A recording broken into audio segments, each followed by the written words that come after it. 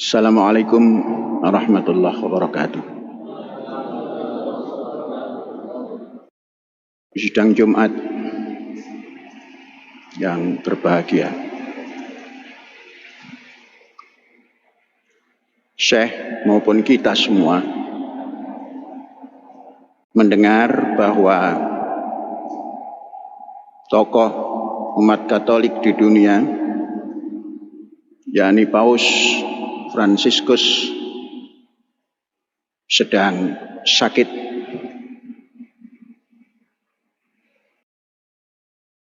Kita paham bahwa Paus selalu menampilkan pesan mengembangkan sikap toleransi dan perdamaian. Oleh sebab itu, kita semua di sini yang mempunyai visi misi pengembangan budaya toleransi dan perdamaian merasa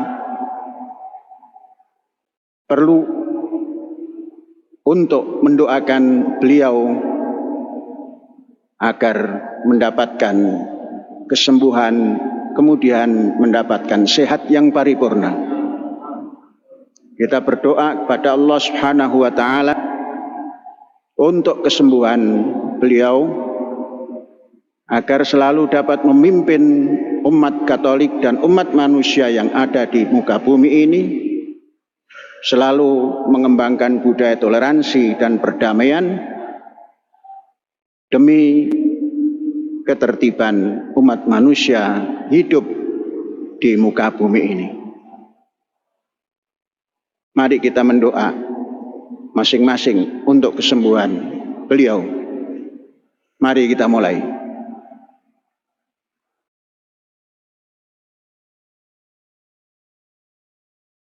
Amin.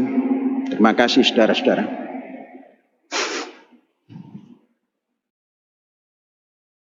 Tahun 23,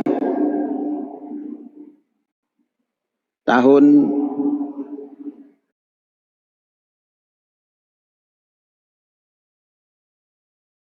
terjadi macam-macam di Indonesia. Dirundung berbagai macam ujian. Selesai Sambo,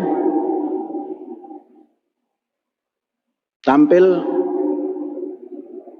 Teddy Minahasa. Belum selesai Teddy Minahasa,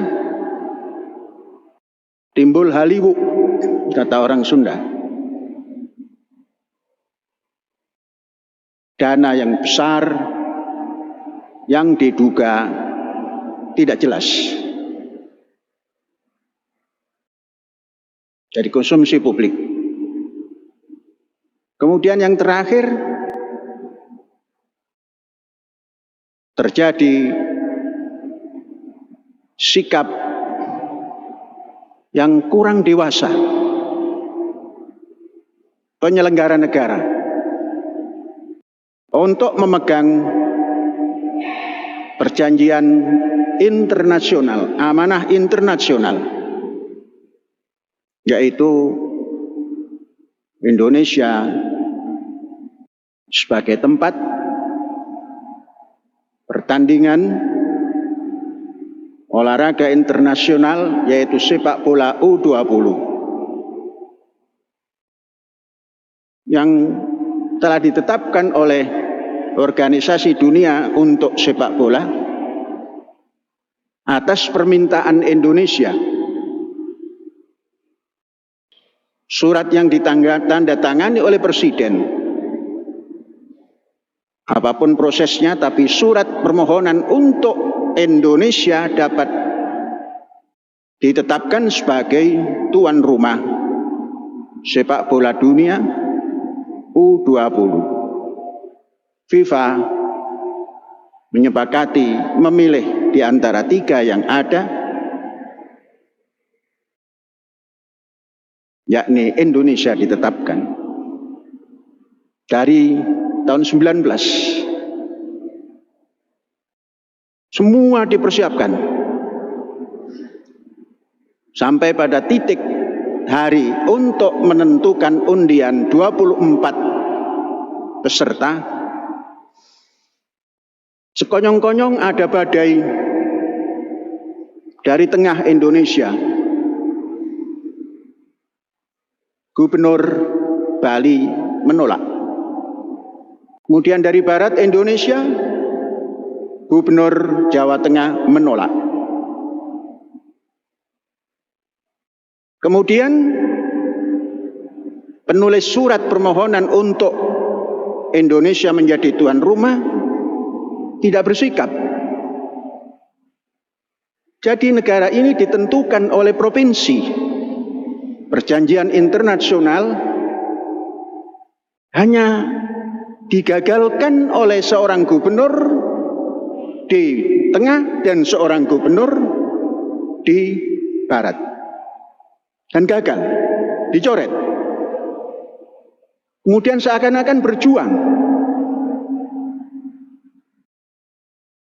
PSSI datang. Kemudian pulang. Saya telah berjuang, namun dicoret. Apa ini? Isyarat. Inilah isyarat tidak dewasa. Hanya gara-gara Israel. Sampai kapan bangsa kita tidak dewasa? Indonesia yang 270 lebih juta ini diwakili oleh pemerintahan yang tidak dewasa, tidak matang. Pimpinan pusat dikalahkan oleh ketetapan provinsi. Kemudian gubernur-gubernur itu tidak bertanggung jawab atas dicoretnya Indonesia. Seakan-akan organisasi olahraga dunia ini diktator. Padahal pimpinan negara yang kurang dewasa menghadapi diplomatik antar bangsa.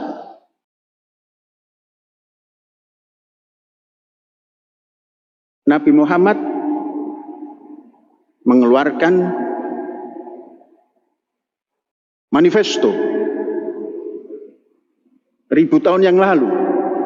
Ya ayyuhan nas, inna khalaqnakum min dzakarin wa unsa wa ja'alnakum syu'uban wa qabailan lita'arafu. Inna akramakum indallahi atqakum. Hai segala manusia, kami telah jadikan kalian semua dari laki dan perempuan, bangsa dan suku bangsa, adalah untuk saling mengenal. Ketahuilah, yang paling punya nilai umat manusia itu yang mampu mempertahankan prinsip hidup itu, atqakum, yakni saling kenal mengenal. Terjadilah alasan tidak mau nerima karena ada Israel.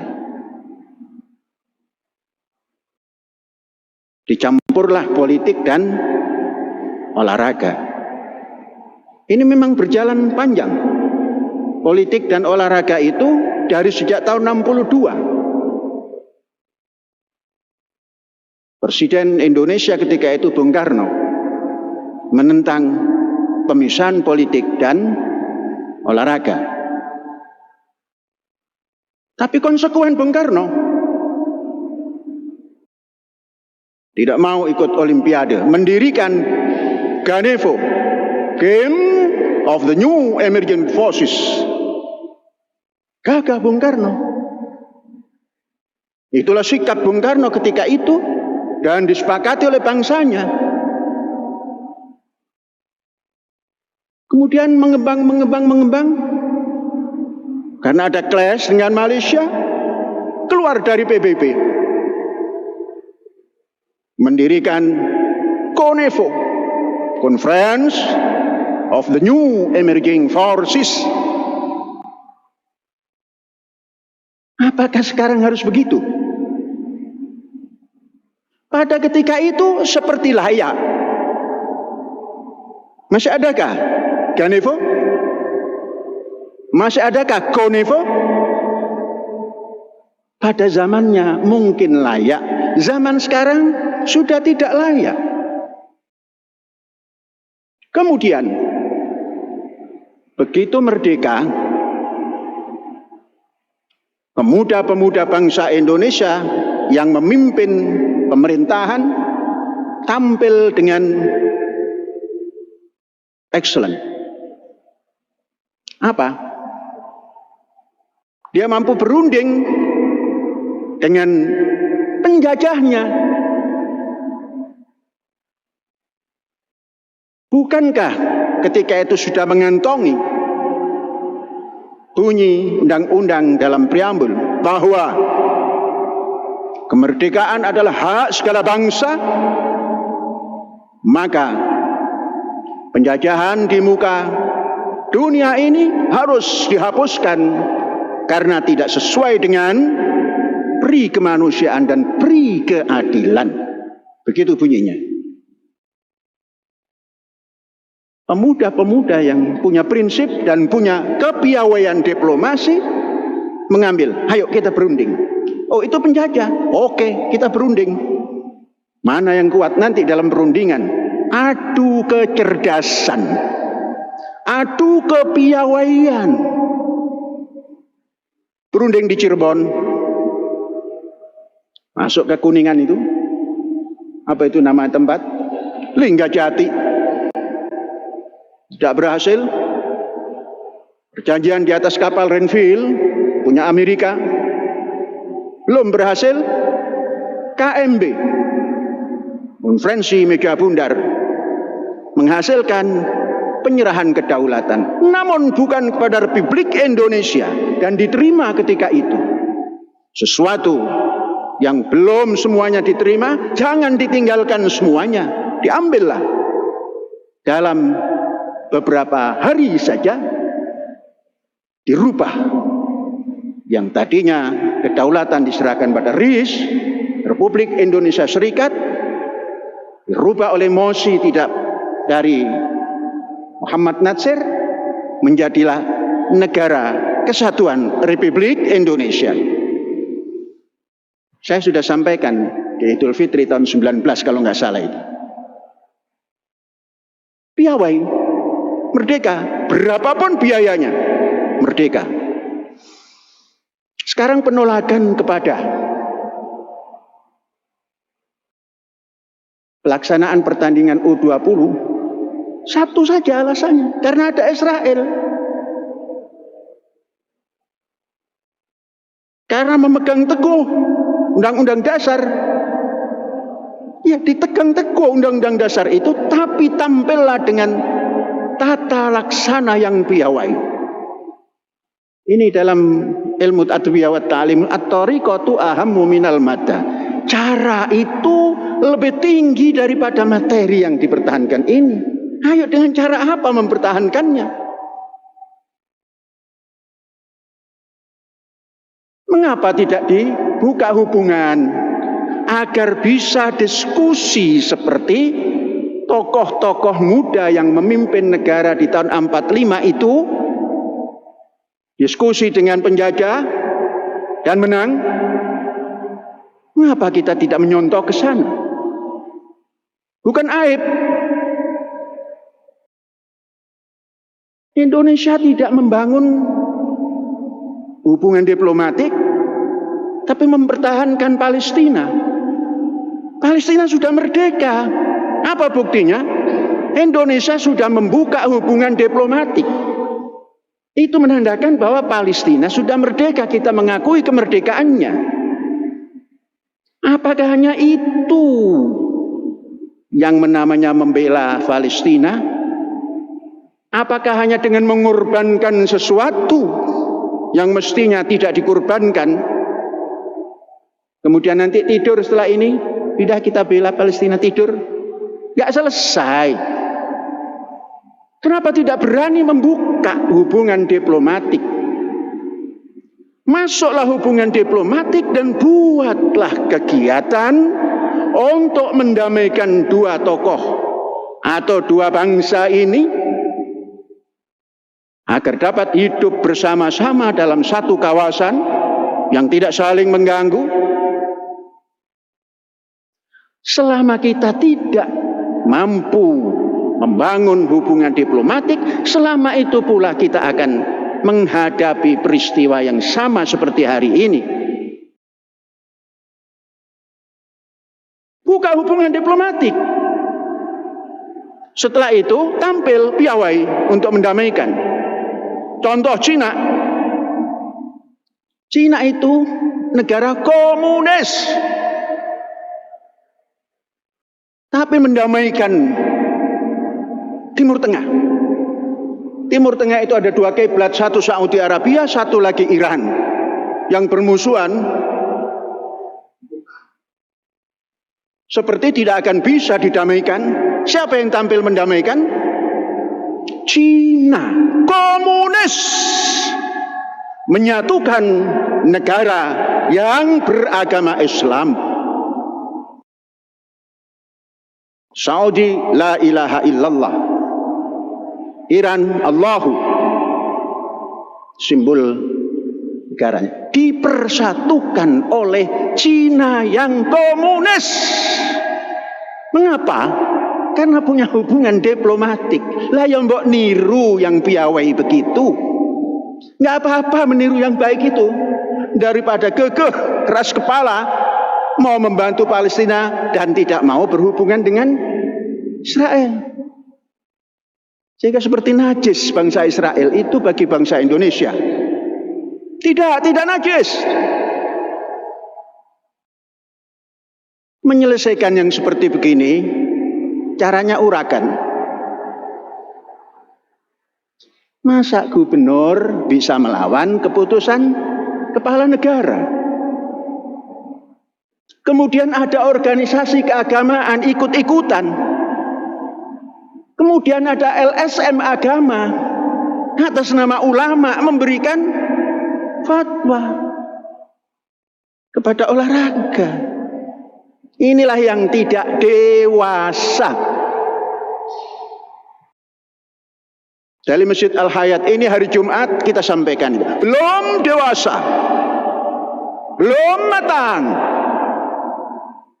jauh daripada pemuda-pemuda yang tahun 45 sampai tahun 50, 49 akhir mencapai titik final yang dikehendaki, walaupun tidak sempurna, disempurnakan dalam perjalanan.